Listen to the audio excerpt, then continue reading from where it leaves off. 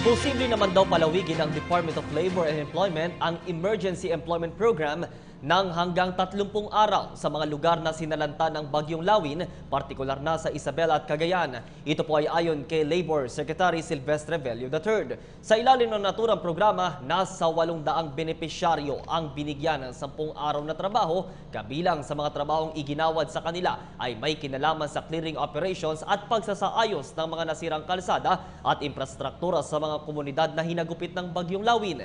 Bibigyan din ng group personal accident insurance sa mga sa ilalim ng GSIS ang mga benepisyaryo. Samantala, hinikayat naman ni Secretary Velio ang Social Security System na pabilisin ang paglalabas ng emergency at calamity assistance sa mga manggagawang naging biktima ng Bagyong Lawin. Hinimok din ng kalihim ang Pag-ibig Fund na magbigay ng tulong sa mga biktima upang makapagtayo muli ng kanilang mga bahay. Tiniyak din ng opisyal na naghahanap pa ang DOLE ng iba pang paraan para matulungan ang mga pamilya ng mga OFW na sinalanta ng Bagyong Lawin.